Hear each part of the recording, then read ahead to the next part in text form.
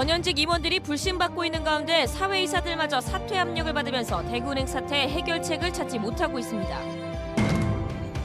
김태일 교수가 사퇴하면서 3파전이 된 대구시 교육감 선거의 진영 대결과 후보 단일화가 변수로 떠오르고 있습니다.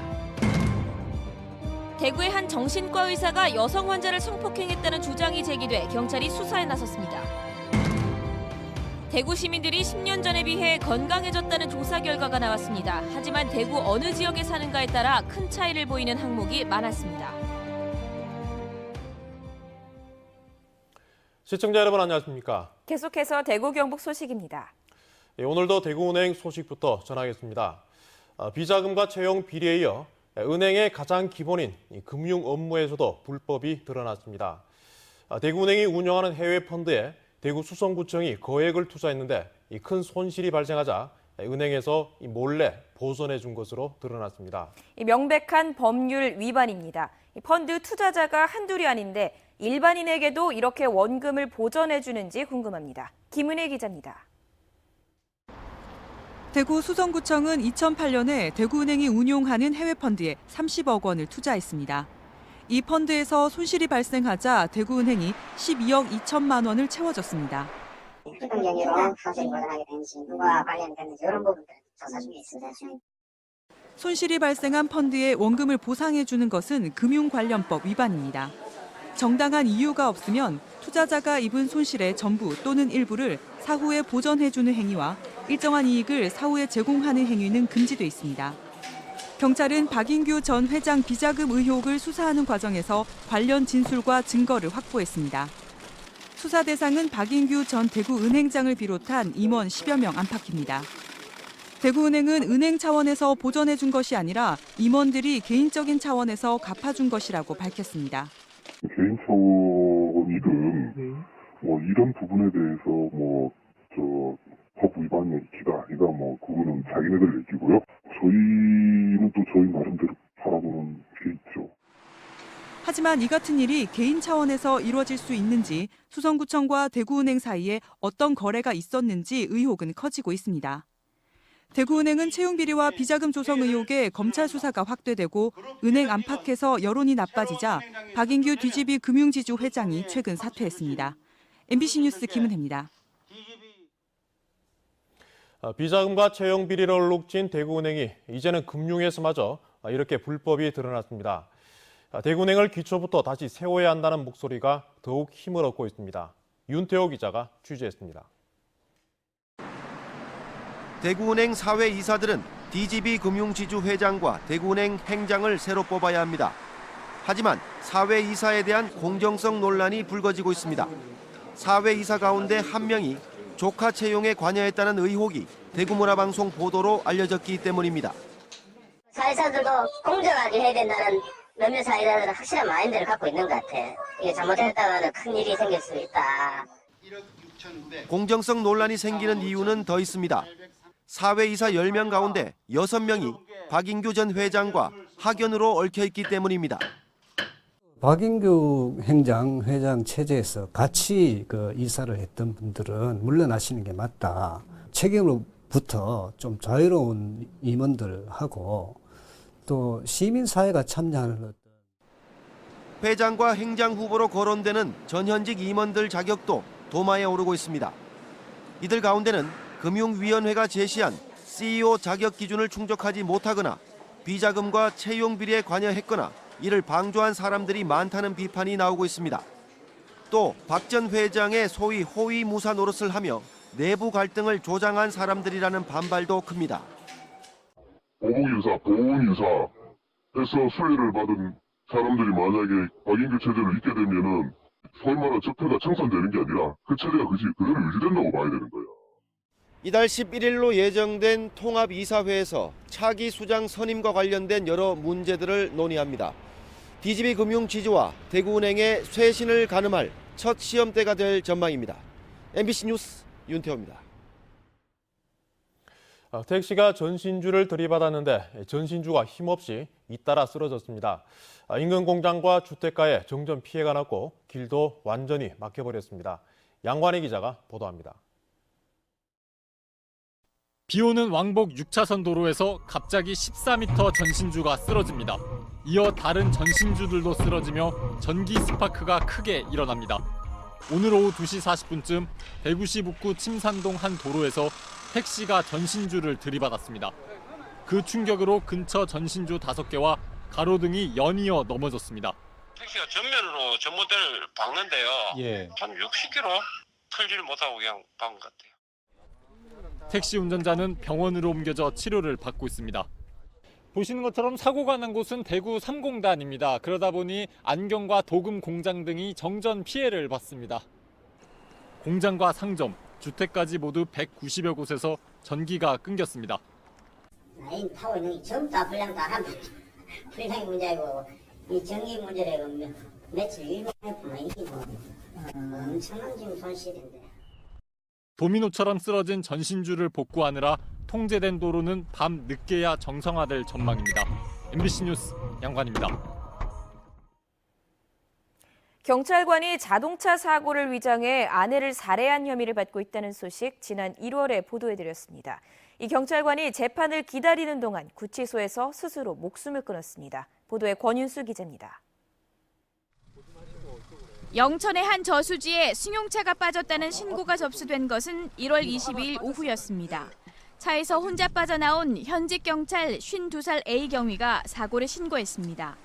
같이 타고 있던 아내는 차에서 숨진 채 발견됐습니다. 현장에 갔을 때는 50대 여성은 사망을 한 상태였고 이 사람은 그 물에 같이 빠져있는 게 밖에 나와 있는 상태였어요. 그러나 부검에서 질식사 흔적이 나오면서 A 경위는 살해 혐의로 구속됐습니다. 재산 문제로 아내와 다투다가 목을 졸라 살해했다는 A 경위의 진술도 있었습니다. 예정대로라면 A 경위가 오늘 첫 재판에 나와야 했지만 그렇지 못했습니다. 열흘 전인 지난달 26일 새벽 A 경위가 구치소 창살에 목을 맨 것을 교도관이 발견했습니다. 급히 병원으로 옮겼지만 A 경위는 그날 오후 숨졌습니다. A 경위는 A4 용지 5장의 유서를 남겼는데 죽음으로 결백을 증명하고 싶다.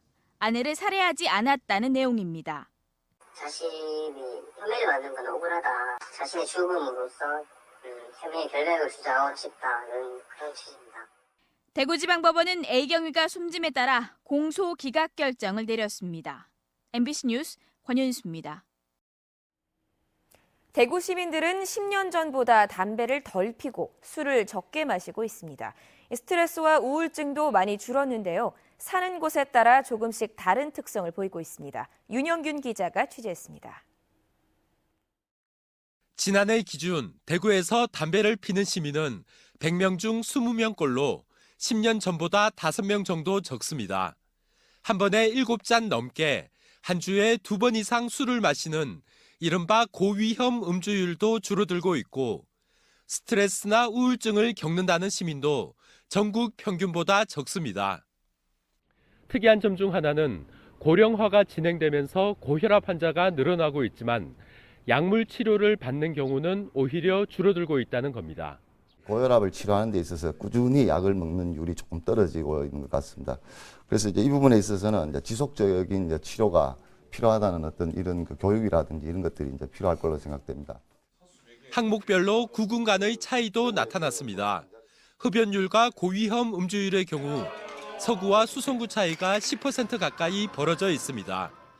달서구민은 비만인 사람이 대구에서 가장 많고 스트레스를 많이 받는다는 사람도 많습니다. 중구에 사는 사람들은 우울증을 앓는 사람이 가장 많고 8개 구군 주민 가운데 가장 음식을 짜게 먹는 것으로 나타났습니다. 저희들이 그 지역별로 특성에 따라서 조금 그 노후화된 그런 지역은 특별히 저희들 그 보건 그 건강센터를 더 유치를 하거나 보건소에 분소를 설치하거나 이래서 대구시는 이번 결과를 토대로 각 구군의 실정에 맞는 이른바 맞춤형 건강 정책을 수립할 예정입니다. MBC 뉴스 윤영균입니다. 대구시 교육감 진보 단일 후보로 출마한 김태일 영남대 교수가 사퇴하면서 예비 후보로 등록한 강은희, 김사열, 홍동률 3파전으로 좁혀졌습니다. 진영 대결과 후보 단일화라는 변수가 선거의 쟁점이 됐습니다. 이상원 기자가 보도합니다. 대구 교육감은 지금까지 보수성이 강한 후보가 됐습니다. 이번에는 달라질까 하는 것이 관심입니다. 보수와 진보 간 진영 대결이 어느 선거 때보다 뜨겁습니다. 강은희 후보는 보수 단일화에 성공했습니다. 보수 중도 후보로 단일화된 것에 대해서 막중한 책임감을 느낍니다. 원천적으로 교육을 바라보는 시각이 다른 차이점이 있는 것 같습니다. 그런 차이점이 진영 간의 문제를 불러오고 김사열, 홍덕률 두 후보는 보수다 진보다 하는 진영 논리를 거부하고 있습니다. 인물과 정책 대결을 하자는 겁니다. 이런 맥락에서 후보 단일화도 가능하다는 생각입니다. 각자 자신의 인물과 정책과 자신이 왜 잘할 수 있다고 생각하는지를 놓고 시민들에게 설명할 의무와 책임이 있다. 자연스럽게 단일화라고 하는 주제가 떠오를 시점이 있을 거다. 홍 교수와는 정책에 대한 내용들이 공유가 되고 연대가 가능하다면 장기적으로 그런 단일화의 문제도 풀 수 있다고 보고 그런 분이라고 저는 생각하고 있습니다. 당분간 김사열, 홍덕률 후보는 교육 철학과 정책을 알리는데 무게를 둘 계획입니다. 교육감 선거가 무르익으면서 후보 간 표셈법에 따라 진영 대결이 심해지면 후보 단일화 문제가 다시 수면 위로 떠오를 것으로 보입니다. MBC 뉴스 이상원입니다. 대통령 개헌안에 반대하는 자유한국당이 새로운 개헌안을 내놓았습니다. 대선 때 지방분권을 그렇게 강조하고 약속했었는데 내놓은 개헌안을 살펴보니 오히려 지방분권에 거꾸로 가는 내용이 많이 담겼습니다. 신병철 기자입니다. 자유한국당의 김성태 원내대표는 먼저 지방자치단체를 지방정부로 바꾸는 문재인 대통령의 개헌안을 문제 삼았습니다. 사실상 연방제를 도모하는 것이라면서 단일 국가로 정하고 있는 헌법 체계와 맞지 않다고 밝혔습니다. 헌법의 지방분권 이념을 분명히 하자는 지역민의 오랜 염원을 무시하는 태도라는 비판이 나오고 있습니다. 지역의 미래나 또 지역사회의 발전, 여기에 대한 전혀 고민이 없는 그런 내용을 담고 있습니다. 한국당은 서울은 관습헌법상 수도라는 헌법재판소 결정을 흔들면서 헌법의 서울을 수도로 명시하자고 나섰습니다. 자유한국당은 헌법의 지방자치 이념을 뚜렷이 하지 않더라도 법령 개정으로 지방자치를 강화할 수 있다는 주장도 하고 있습니다. 자치 입법권이 가장 중요하다고 강조해왔던 지방분권 운동단체들의 요구와는 완전히 다른 태도입니다. 지금 자유한국당에서는 지방분권을 마치 행정의 몇몇 개의 권한을 이양해오면 되지 아주 협소하게 이해하는 것 같고, 자유한국당의 개헌안은 대통령이 외치를 맡고 내치를 담당하는 국무총리는 국회에서 선출하는 것과 같은 권력구조 개편에 치중한 반면 지방분권에는 오히려 역행하고 있다는 지적이 나오고 있습니다. MBC 뉴스 신병철입니다.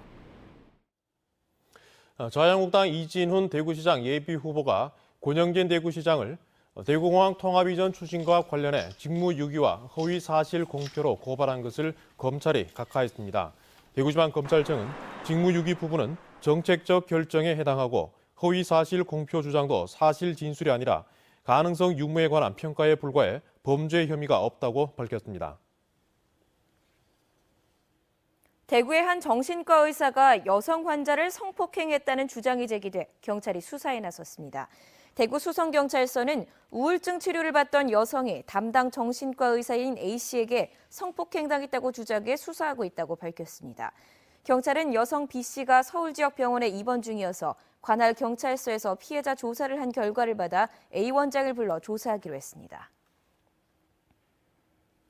미세먼지를 줄이기 위해 도시숲이 조성됩니다. 경상북도 구미시 사곡동 쌈지숲 1헥타르를 비롯해 23개 시군 곳곳에 도시숲 46헥타르와 가로수 92km, 사회복지 나눔숲 5곳을 조성합니다. 국립산림과학원에 따르면 도시숲의 미세먼지 농도는 일반 도심보다 26% 낮고 초미세먼지 농도는 41% 정도 낮습니다. 대구 경북 상장법인의 시가총액은 62조 92억 원으로 전달보다 3조 9,500억 원이 줄었습니다. 시가총액이 줄어든 이유는 미국 정부가 보호무역을 강화하면서 해외 증시가 요동칠 가능성이 높아졌기 때문으로 분석됐습니다. 지역 투자자 거래량은 7억 7천만 주로 전달보다 9%가량 늘었고 거래 대금은 6조 2,400억 원으로 전달보다 14%가량 늘었습니다. 전국에 일본 뇌염주의보가 내려진 가운데 대구시는 일본 뇌염 매개 모기 밀도를 조사합니다. 대구시 보건환경연구원은 일본 뇌염의 유행을 예측하기 위해 오는 10월까지 동구 지역 외양간 주변에서 모기를 잡아 일본 뇌염 바이러스가 있는지 조사합니다. 작은 빨간 진모기는 지난 1일 부산에서 올 들어 처음 발견됐습니다. 대구 경북 소식이었습니다.